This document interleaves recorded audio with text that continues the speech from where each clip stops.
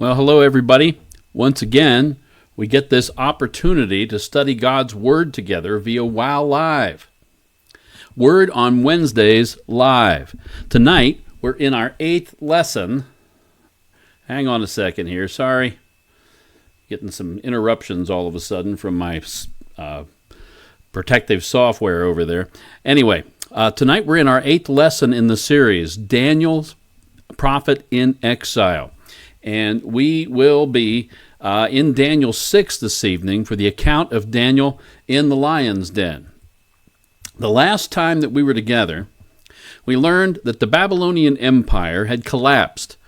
We saw how the Medes and the Persians had laid siege to the capital city of Babylon. The Babylonian forces, under the command of Nabonidus outside the city of Babylon, were routed, and the king of Babylon, Nabonidus, was in hiding. Belshazzar, the son of Nabonidus, was meanwhile inside the city, having a great celebration for his lords, apparently feeling quite safe inside the great walled city. He ordered that the implements of worship from Solomon's temple, which had been confiscated years ago by Nebuchadnezzar when he had conquered Jerusalem, be brought into the party. And they were. Belshazzar, his lords, his wives, his concubines drank from those cups. We speculated perhaps Belshazzar was hoping for a blessing of protection from the God of Israel, that he would save them from the Medes and Persians, whom he knew were outside of the city, and hoping his father was doing well out there. I don't know if he was getting reports on the battle or not. However, a mysterious hand appeared and began to write on the wall a cryptic message, Mene, Mene, Tekel Upharsin, foretelling the impending doom of Babylon, as the prophet Daniel began to explain to Belshazzar when he was called upon to interpret the message. You've been found wanting. You know, your kingdom has been laid in the balance, and you have been found wanting. And that very night, Belshazzar himself was slain as the Medes and the Persians made their way into the city. The last verse of chapter 5 says this: Darius the Mede received the kingdom, being about 62 years old. Now, when the book of Daniel was finished, Daniel himself was in his mid-80s. At the time that Darius conquered Babylon in 539 BC, Daniel was about 80 years of age. Darius reigned just briefly from 539 to 537 BC. Apparently he was sick, and he eventually died about 2 years after he became king of that region. Just a quick comment here about the chronology of the book of Daniel. We're kind of at the midway point here. The first 6 chapters of 12, the first 6 are historical for the most part, while the second 6 chapters are prophetic. The prophecies of chapters 7 and 8, those prophecies were given to Daniel before the fall of Babylon, and the prophecies of chapters 9 through 12 were given to him after the fall of Babylon, so during the time of the Medes and the Persians. So, let's get started with Daniel chapter 6 tonight. Daniel chapter 6, verses 1 and 2, where it says, It pleased Darius to set over the kingdom 120 satraps to be over the whole kingdom, and over these 3 governors, of whom Daniel was one, that the satraps might give account to them, to the governors, so that the king would suffer no loss. When the Medo-Persian army invaded the city of Babylon on that fateful night in 539 BC, Darius undoubtedly put to death most of the people at Belshazzar's feast, including Belshazzar himself, especially all the men that would have been there. Now, we don't know the immediate circumstances concerning Daniel on that night, but quite obviously, from what we read here, Darius allowed him to live. In fact, not only that, but Darius gave Daniel an especially important position in his new administration. While we again don't know the circumstances, we can certainly say that Daniel would have been quite a valuable resource person for managing this new acquisition of land and people, because Daniel had been in the courts of Babylon for 60 or more years. He apparently quickly developed a good reputation in the eyes of Darius, for Darius to entrust him with so much responsibility. So he was one of 3 governors to which the 120 satraps were accountable. Now this tells us a couple of things that we can apply personally. Number 1, note Daniel, 80 years old. God wasn't finished with him yet. You see, service for God on earth doesn't really have a retirement plan. God has a place later for each one who believes. But while we're here, as long as we're here, he's got a purpose for us. Always remember that. Secondly, Daniel served God. His loyalty was to God. Even after 60 plus years in Babylon, he knew where his loyalty lay. It was not with Babylon. It was not to Nebuchadnezzar or his memory. It was to God. He had his priorities straight. I can't really imagine Daniel looking at Darius as he marched into the late Belshazzar's hall and saying, "My loyalty is to Babylon, and it is Babylon alone that I serve. Slay me now." Can't picture Daniel doing that. I mean, it's real patriotic, I suppose, but if it had happened, Darius would have probably said, okay, and Daniel's life on earth would have ended right then and there. We have responsibility to obey the laws of our land, okay, and even to be patriotic, but we recognize that such responsibility that we have comes from God, who is over the laws of the land. Paul wrote in the book of Romans, chapter 13, the first 2 verses, "Let every soul be subject to the governing authorities, for there is no authority except from God, and the authorities that exist are appointed by God. Therefore, whoever resists the authority resists the ordinance of God, and those who resist will bring judgment on themselves." Now, essentially, this is the same message that we have seen in Daniel. Remember that Nebuchadnezzar had to learn the divine order. He had to see where he stood. He himself was not God. He was not to be worshipped. He had to see that it is God who sets up kings and who brings them down. Loyalty, therefore, goes to God first and then to the governments of men. We must never get this order mixed up. Otherwise, we end up pledging allegiance to institutions of mankind. Now, I believe that our nation was founded on principles taught in God's Word. It's a rare jewel in the midst of all the nations of the world in history. Now, that's not to say that every one of our founding fathers was a solid, Bible-believing Christian, but I do believe that all of them generally held to principles and ideas that rest upon the foundation of the Bible. And that kind of thinking that they had formulated an essentially biblically based philosophy of the way life and matters involving men, how men's affairs are to be conducted. Think about it. We have in place, for example, a system of checks and balances. The executive branch keeps tabs on the judicial and the legislative. The legislative branch watches the executive and the judicial, and then the judicial keeps tabs on the executive and the legislative. That's how it's supposed to work anyway. All right.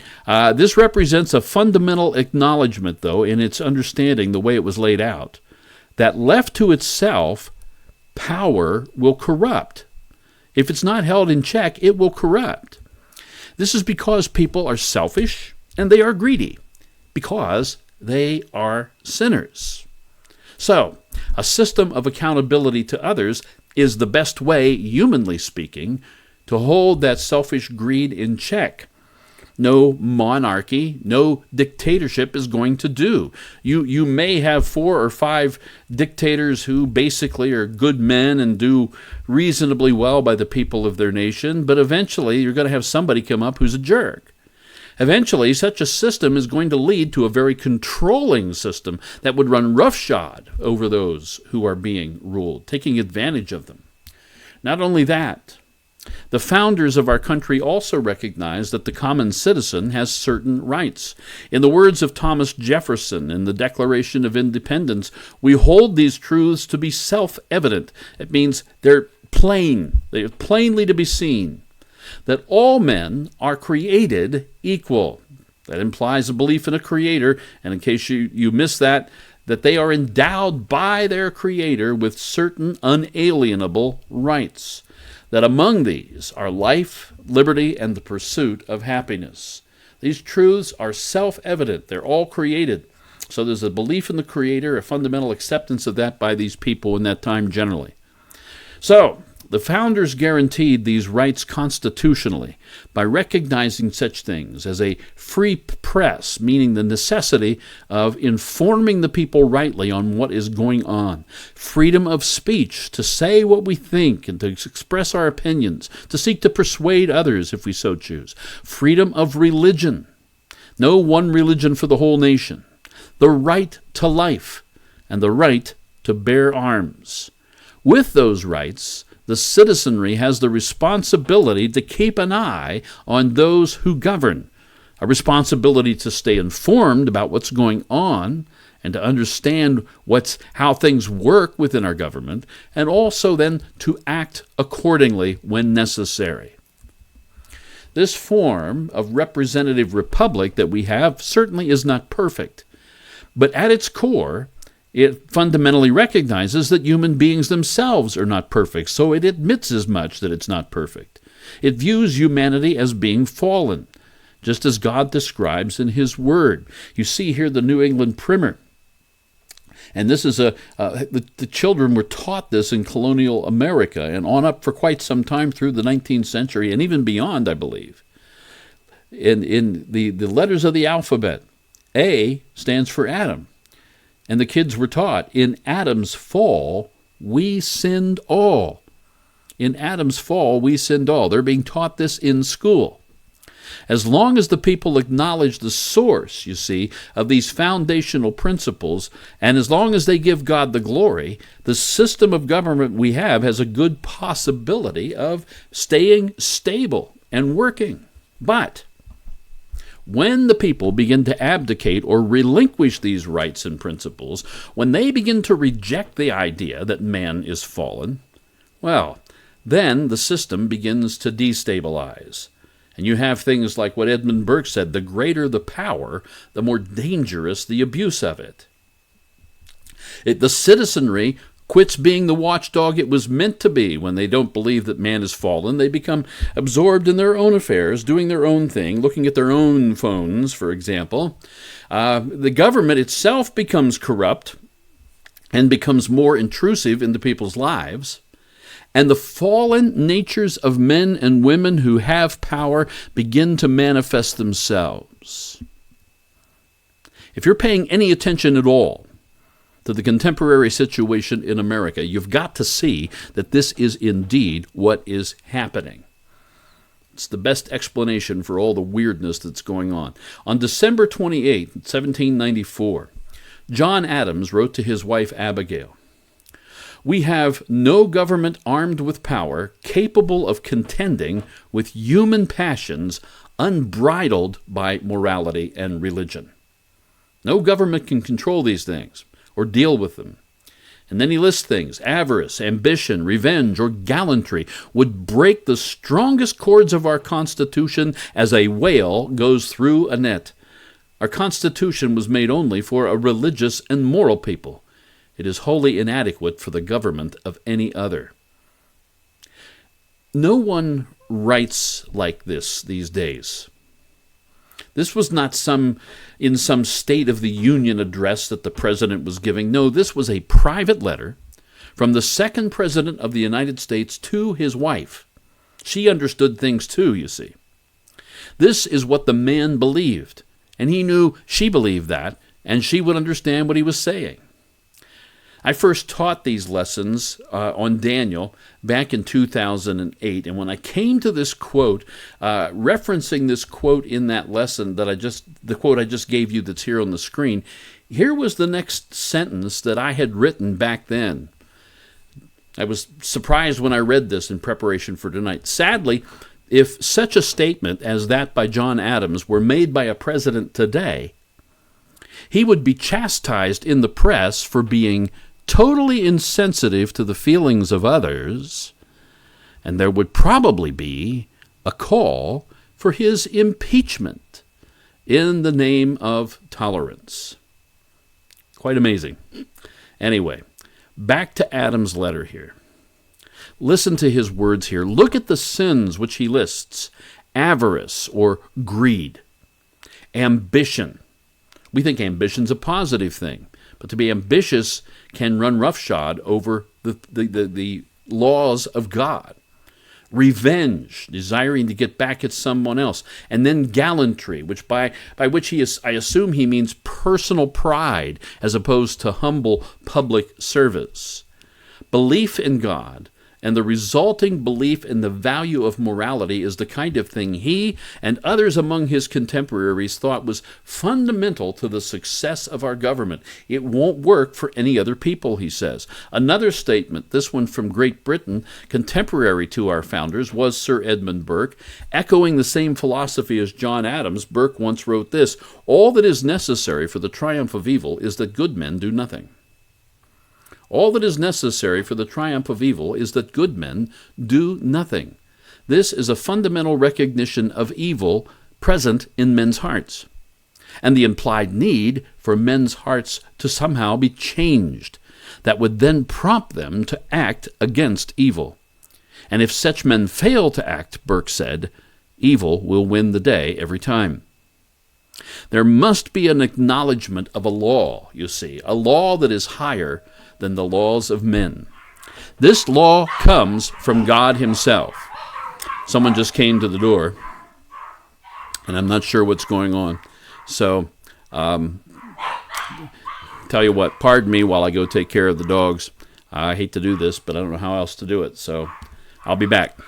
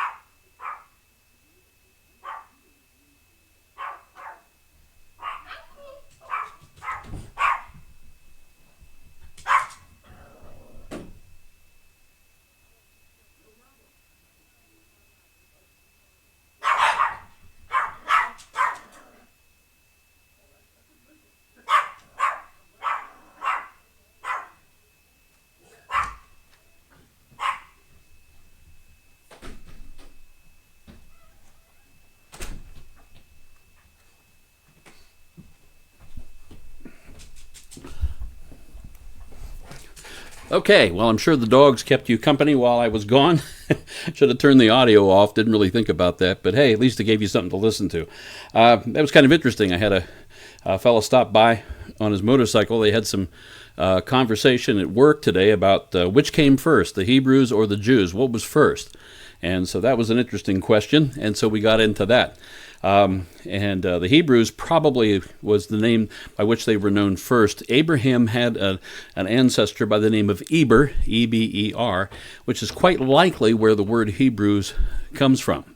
And then Judah, the tribe of Judah, which lent its name to Judea, the region where Jerusalem was located. That's where the word Jew comes from. So, Hebrews probably comes first. So if that comes up, we're in a conversation somewhere, now you have the answer. You can write that down somewhere. Let me get a drink of water here real quick, and we'll get back into this.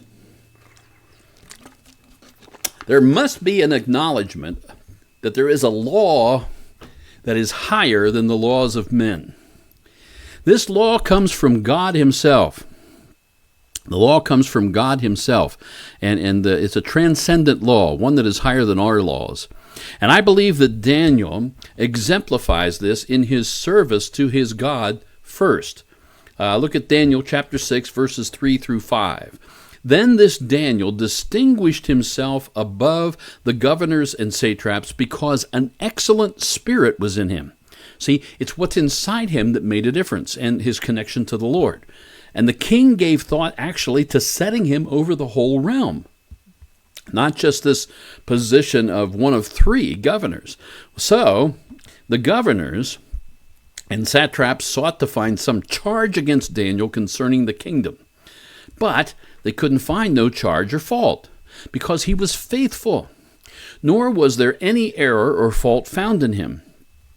Then these men said, "We shall not find any charge against this Daniel unless we find it against him concerning the law of his God." Well, here it is, you see.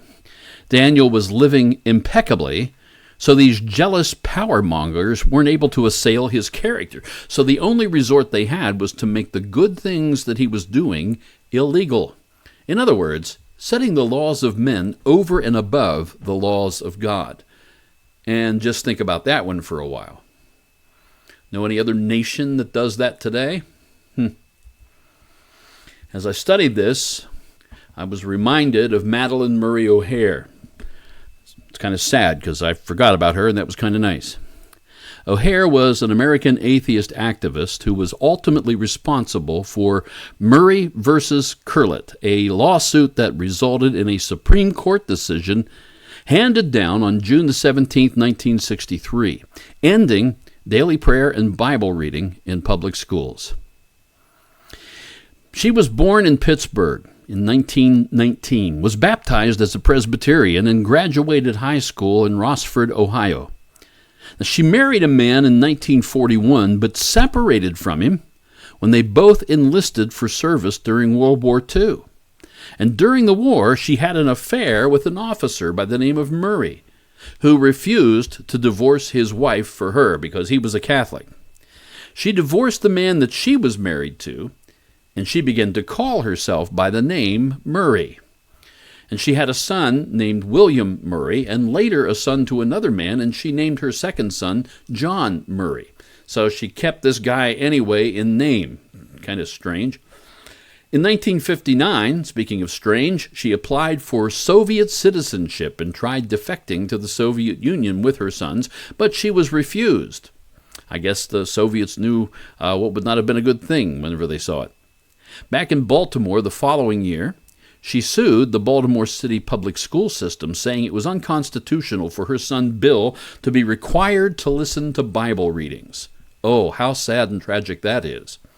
That ultimately led to the Supreme Court banning prayer and Bible reading in schools. Murray described herself, now get this, 1963, 1960s, 1950s, she described herself as a sexual libertarian, and stated that children in 6th grade should be given sex education and allowed to have intercourse without supervision or restriction. 6th grade. These are children who can't even really make a good, rational, reasoned decision because they don't fully understand the implications and the consequences of their own actions, you see. But she felt, and that's the important thing, is what she feels, she felt that relationships between people, such as emotional or sexual relationships, were not open to any kind of supervision by other people, and especially not by the government. We can't have rules governing human conduct in sexual matters. What about rape?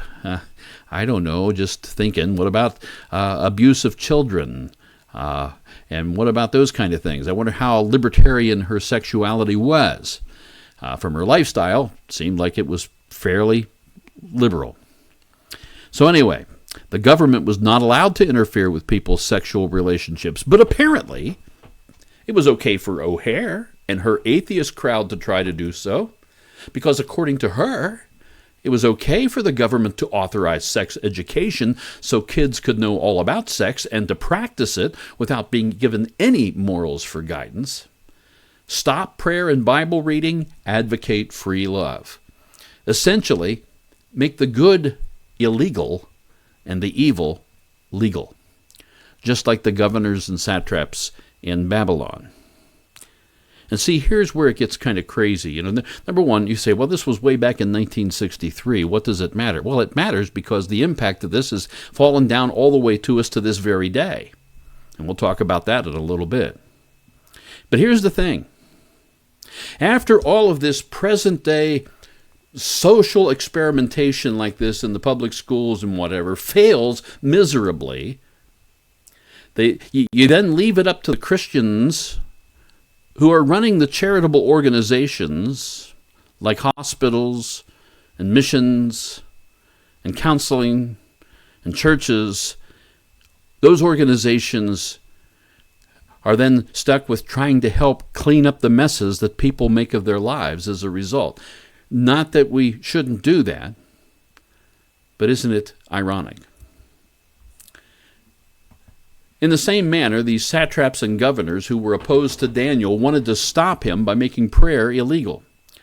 So verses 6 through 9 of Daniel 6, so these governors and satraps thronged before the king and said thus to him, King Darius, live forever. All the governors of the kingdom, the administrators and satraps, the counselors and advisors, we've all consulted together to establish a royal statute and to make a firm decree. This is going to be setting the law of men over the law of God, that whoever petitions any god or man for 30 days, except for you, O king, shall be cast into the den of lions. Now, O king, establish the decree and sign the writing so it cannot be changed, according to the law of the Medes and the Persians, which does not alter. So they've got this clause that once it's firmly established, it's ensconced and can't be changed. Therefore, King Darius signed the written decree. I'm not sure why Darius signed this decree. Certainly, such a decree gave Darius greater authority and ostensibly greater control over things. But think about it. It was also something of a logistical nightmare. If all requests of other men, if all the requests that come in were now to be legally banned, you can't go and talk to other men about this or to any other god. All requests, the only option was to petition the king himself. Okay, that's what it said. All petitions then had to come through his office. So what would his days be like? Crowded and pretty busy, I would imagine. Nonetheless, he signed it, perhaps under pressure from the large body representing the decree, I'm not sure. At any rate, for 30 days, it would be illegal to pray in the kingdom. Now, when Daniel knew that the writing was signed, verse 10, he went home, and in his upper room, with his windows open toward Jerusalem, he knelt down on his knees 3 times that day and prayed and gave thanks before his God, as was his custom since early days. The Apostle Peter said we ought to obey God rather than men. See, his law overrules the laws of men. You counterbalance this with the understanding of Paul in Romans 13, 1 and 2, which we looked at earlier. And see, that's what Daniel is doing here. That's what he was doing as a young man when he refused to eat the king's delicacies. In 1873, the great hymn writer Philip P. Bliss wrote a hymn for use in his Sunday school class at the First Congregational Church of Chicago. Over the years, Dare to be a Daniel has become a common exhortation in children's ministry to teach kids to stand up for Christ. But I really have to wonder if adults don't need that constant exhortation as well. Listen as I read the words to Bliss's hymn, Dare to be a Daniel. Standing by a purpose true, heeding God's command, honor them, the faithful few. All hail to Daniel's band, being one of the faithful few. Dare to be a Daniel. Dare to stand alone. Dare to have a purpose firm. Dare to make it known. Many mighty men are lost, daring not to stand, who for God had been a host by joining Daniel's band. Many giants, great and tall, stalking through the land, headlong to the earth would fall if met by Daniel's band. Hold the gospel banner high, on to victory grand. Satan and his hosts defy, and shout for Daniel's band. Dare to be a Daniel. Dare to stand alone. Dare to have a purpose firm. Dare to make it known. Dare to be a Daniel. Dare to stand alone. How willing are we today to stand for the truth? Or do we get all mushy and mealy and collapse and, oh, well, if that's the way you feel about it, well, okay, we'll do something different. How important is the truth to us? How important is the law of God to us? How much value do we place upon the truth? Daniel was willing to face whatever consequences would come his way in order to remain faithful to God. After King Darius had signed a decree against petitions that had been drafted and promoted by Daniel's enemies, what did Daniel do? He went home, knowing that this decree had been signed into law, and he opened his windows that faced Jerusalem, and he offered his prayers to God anyway, like he did every day. I'm convinced that this was because Daniel had more respect for God than he did for men. I think we could learn something right there. I'm reminded of the words of the Lord Jesus. And do not fear those who kill the body. Take notice in this picture that I found that the Roman soldier who's standing directly behind him there. Do not fear those who kill the body, but cannot kill the soul. But rather fear him who is able to destroy both soul and body in hell. Who holds the higher judgment over you? Someone who temporarily kills you and you go to live with the Lord? Or someone who can judge you for all eternity? See, Daniel wouldn't have dared to shirk the call then to meet with God no matter what. If he was to be put to death, then so be it. Physical death is just a door. Spiritual death would last forever. And people don't fear God today. They don't respect him. They're too much involved with their own agendas, their own projects, to give any thought to him at all. He's watching all the time. He's thinking about them all the time. One day, they'll know. In Daniel chapter 6, verse 11, we see that Daniel's enemies, the jealous governors and satraps, they met together and they found Daniel saying his prayers. Notice where they're at. They're standing down there in that, where I've circled it in red so you can see it in the picture there. Then these men assembled and found Daniel praying and making supplication before his God. Horrors of horrors.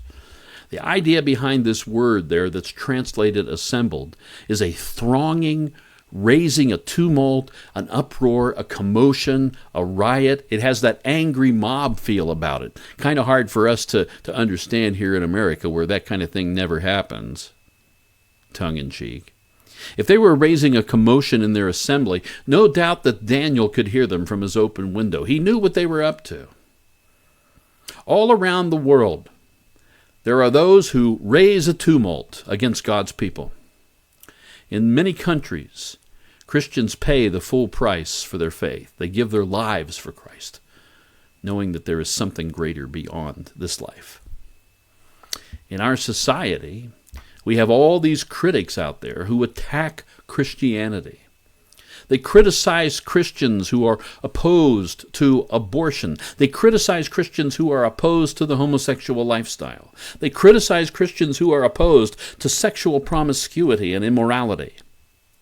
They criticize Christians who are opposed to gambling. They criticize Christians who reject the notion that all life came about by a chance, random process instead of by design by a creator, God. They reject the Bible. They reject the Christian belief in the resurrection of Jesus, the Christian belief in miracles, the Christian conviction about absolute truth, the Christian doctrines of heaven, hell, the virgin birth, salvation, and on and on and on. Daniel's critics, now having caught Daniel red-handed, decide to report Daniel's rebellious act of praying. verses 12 and 13. And they went before the king and spoke concerning the king's decree. Have you not signed a decree that every man who petitions any god or man within 30 days except you, O king, shall be cast into the den of lions? The king answered and said, The thing is true, according to the law of the Medes and Persians, which does not alter. So they answered and said before the king that Daniel, who is one of the captives from Judah, does not show due regard for you, O king, or for the decree that you have signed, but makes his petition 3 times a day. The account in Daniel 6 makes the point 3 times that any law of the Medes and Persians does not alter or change, so there's not going to be any appeal process available to Daniel. And the king was upset to hear this news because he had such a high regard for Daniel. Verses 14 through 17, And the king, when he heard these words, was greatly displeased with himself, and set his heart on Daniel to deliver him. And he labored till the going down of the sun to deliver him. He's looking for a loophole. Then these men approached the king and said to the king, Know, O king, that it is the law of the Medes and Persians that no decree or statute which the king established may be changed. So the king gave the command, and they brought Daniel and cast him into the den of lions. But the king spoke, saying to Daniel, Your God, whom you serve continually, he will deliver you. See, that's the one loophole that the king finally comes to. God will deliver this man. And then a stone was brought and laid on the mouth of the den, and the king sealed it with his own signet ring and with the signets of his lords, that the purpose concerning Daniel might not be changed. Isn't it interesting that it is the king who raises the issue of Daniel's deliverance by God? And note what the king says, whom you serve continually. Daniel's testimony. Dare to be a Daniel. Stand for the truth. People notice it is Daniel's testimony of service to God that convinces the king that God will be the one, only God can deliver him, and God will be the one who will deliver him from the lion's den. It is Daniel's faithful service to God that stands out. Everybody has gone about his or her business, pursuing his or her own ends, trying to find happiness. But the real solid spiritual person just keeps on serving God. People look at you like you're crazy. They call you names. They even get disgusted with you and even hate you. But you keep on serving the Lord. And when things get bad, to whom does everybody turn? Those who'd been busy all along serving the Lord God. That faithful testimony of Daniel spoke volumes to King Darius. Darius had tried everything to secure Daniel's release from this decree that the king himself had signed into law. In the end, he remembered Daniel's faithfulness to God, and he thought, surely Daniel's God will deliver him. Now the king went to his palace, and he spent the night fasting, and no musicians were brought before him. Also his sleep went from him. It sure looks like Darius here is acting in faith. He's fasting, looking to do what he can to help Daniel. Isn't that interesting? The decree issued was against prayer, and ultimately the consequences of that decree led the king, who was the only one that could take any petitions from men for these 30 days, led the king to a point where all he could do was petition God in prayer. God is so amazing how he works things out. So the king rushes out as soon as daylight hit to see if his prayers were answered. Verses 19 to 22. Then the king arose very early in the morning and went in haste to the den of lions. And when he came to the den, he cried out with a lamenting voice to Daniel. The king spoke, saying to Daniel, Daniel, servant of the living God, has your God, whom you serve continually, has he been able to deliver you from the lions? And then Daniel said to the king, O king, live forever. I bet it was great to hear his voice. My God sent his answer. He shut the lions' mouths. His angels, I should say. And the angels shut the lions' mouths, so that those lions have not hurt me, because I was found innocent before him. And also, O king, I have done no wrong before you. You see, he obeyed God, and he obeyed the king. What an awesome account. Have you ever been close to a lion? I was once. It scared me so bad, I had to move to the next cage. Yeah, there was a male lion resting right at the front of the cage by the bars, and his paw looked like the size of a large dinner plate. I kid you not. It came to me that he had 3 other paws just like that one. Not to mention all the claws in those large paws, and not to mention his set of teeth, his muscular structure, his speed. Did you ever watch a house cat move, chasing something? A lion is just a big kitty cat. Think about that. I just can't imagine what it must have been like to be Daniel in that den of lions all night long. I don't even like to think about it. But God kept him completely safe by sending an angel to shut the lions' mouths. Now the king was exceedingly glad for him and commanded that they should take Daniel up out of the den. So Daniel was taken up out of the den, and no injury whatever was found on him, because he believed in his God. And the king gave the command, and they brought those men who had accused Daniel, and they cast them into the den of lions, them, their children, and their wives.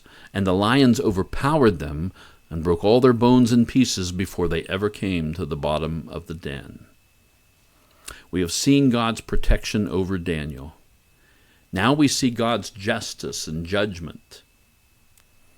Sounds kind of harsh, doesn't it, to hear that the families of these men also perished. Our perspective, however, might be skewed about this because we don't understand justice the way God does. We do not fully appreciate how evil, how destructive sin actually is. God tries to tell us throughout His Word. I'm reminded of the passage in Exodus chapter 20 from the 10 Commandments, verses 4 and 5. You shall not make for yourself a carved image, any likeness of anything that is in heaven above, or that is in the earth beneath, or that is in the water under the earth. You shall not bow down to them nor serve them. Don't elevate any of these images, these other gods, whatever, above me. That's what he's saying. And then he says, for I, the Lord your God, am a jealous God, visiting the iniquity, the sin of the fathers upon the children, to the 3rd and 4th generations of those who hate me. We do not fully comprehend how destructive sin actually is, and this passage shines the light on my own ignorance about that. God holds men accountable for the stewardship that He has given us over our families, including those men, the governors and satraps and everybody. No man sins unto himself. It's not something you can just keep private. When Adam sinned, everything under his dominion suffered the consequence of that sin. God sees it, even if you're in the dark somewhere. We therefore ought not to ignore this principle of this generational impact of our own sins.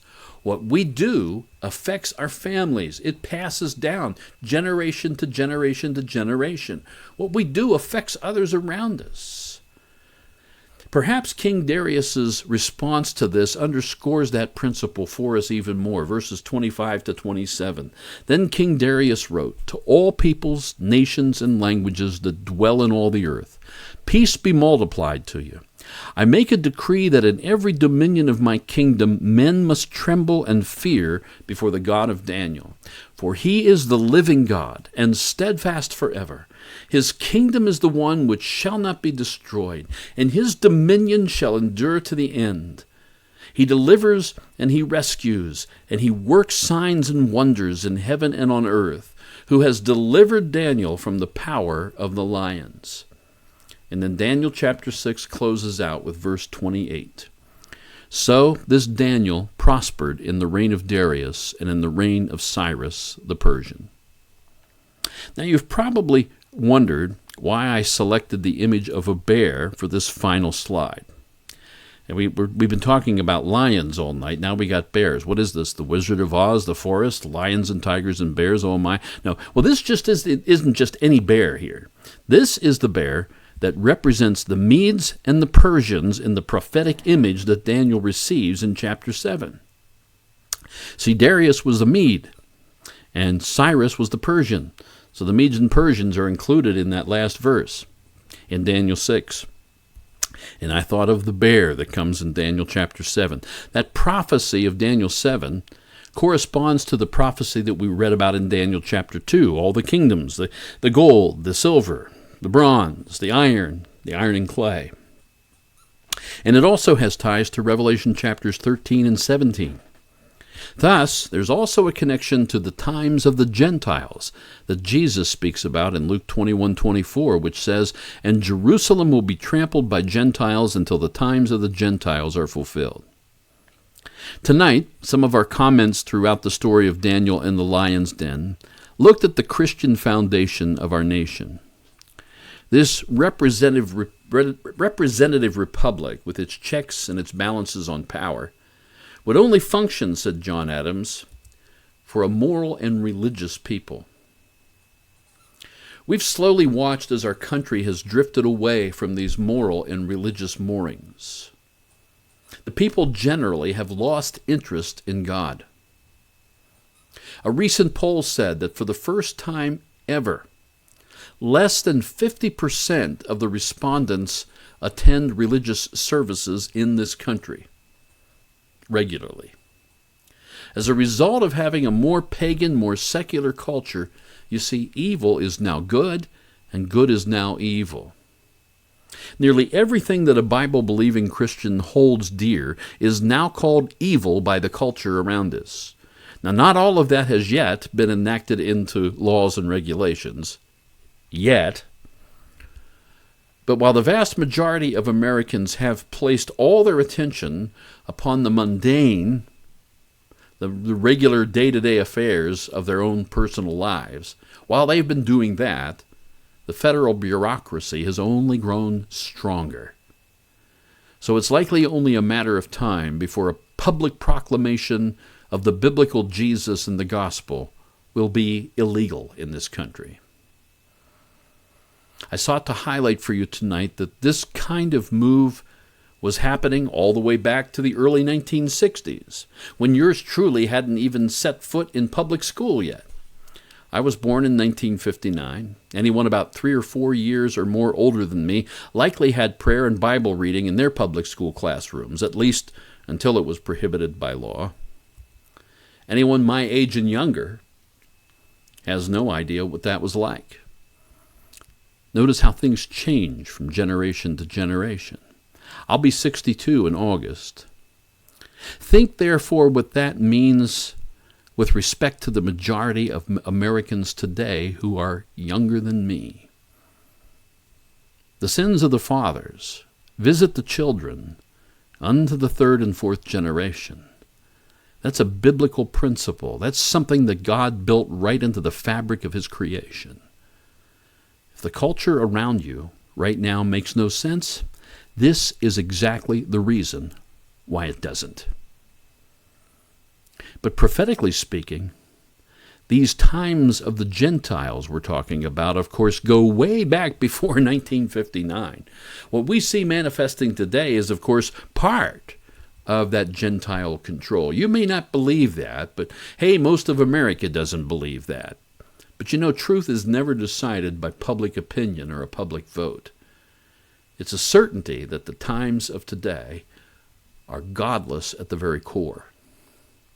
So I hope you'll stay with us as we move into the last 6 chapters of Daniel, the exclusively prophetic section of the book. We'll begin that the next time on Wow Live. Between now and then, ask yourself, will I dare to be a Daniel in the months and years to come? God bless you. Thank you so much for joining tonight.